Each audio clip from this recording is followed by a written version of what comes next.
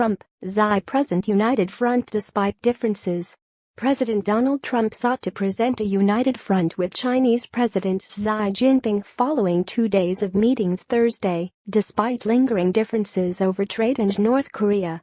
On trade, Trump criticized the very one-sided and unfair trade relationship between the U.S. and China, but stopped short of castigating Xi by saying he doesn't blame the country for having taken advantage of the U.S. Trump said China must immediately address the unfair trade practices that drive what he said is a shockingly large trade deficit, along with barriers to market access, forced technology transfers and intellectual property theft.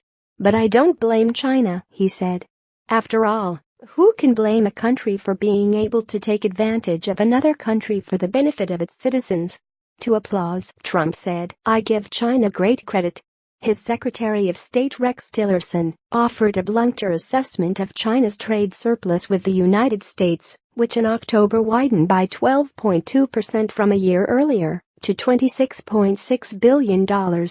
The total surplus with the United States for the first 10 months of the year was $223 billion. I think the best way to characterize it is that, while we appreciate the long hours and the effort that our Chinese counterparts have put into those trade discussions, quite frankly in the grand scheme of a $3 to $500 billion trade deficit, the things that have been achieved are pretty small, Tillerson told reporters in Beijing, adding that, in terms of really getting at some of the fundamental elements of why this imbalance exists, there is still a lot more work to do. Tillerson also acknowledged that there were differences in strategy and timing when it came to Chinese action on North Korea. But he insisted that the two countries were on the same page. Trump and Tillerson's comments came during Trump's second and final day in China and after lengthy meetings with Xi. The day included announcements that the U.S. and China had signed agreements valued at more than $250 billion for products including U.S.-made jet engines, auto parts, liquefied natural gas and beef.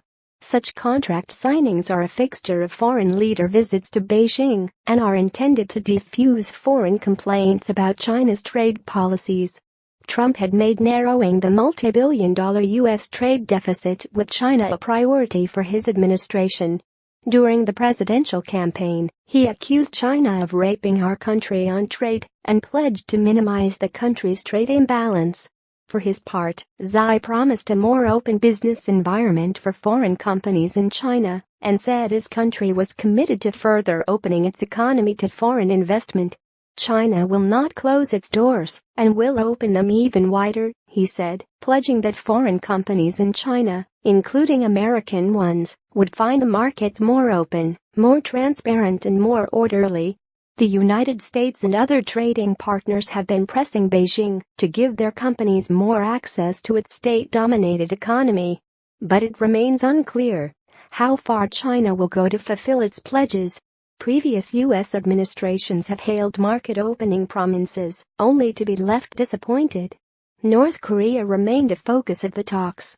Before arriving in China, Trump had delivered a stern message to Beijing, using an address in South Korea to call on China, North Korea's biggest trade partner, to do more to confront and isolate the antagonistic nation. That included urging China to fully implement UN Security Council resolutions aimed at depriving the North's government of revenue for its nuclear and ballistic missile programs. Trump on Thursday appeared far more conciliatory, thanking China for its efforts and saying he'd been encouraged by his conversations. China can fix this problem easily and quickly. And I am calling on China and your great president to hopefully work on it very hard, Trump said. If he works on it hard, it will happen. Before the meetings, China rolled out the red carpet for Trump, treating him to an elaborate welcome ceremony on the plaza outside the Great Hall of the People before the leaders turned to their private talks. Trump looked on approvingly as a Chinese honor guard played the national anthems of both countries, cannons boomed and soldiers marched. He clapped and smiled as children waving U.S. and Chinese flags, and flowers screamed and jumped wildly. Trump said the welcome was truly memorable and impressive, and something I will never forget. Associated Press writers Christopher Bodine in Beijing and Darlene Supervillain and Ken Thomas in Washington contributed to this report. Follow Colvin on Twitter at http://twitter.com/@colvinge and Lemire at http://twitter.com/@joanlemire.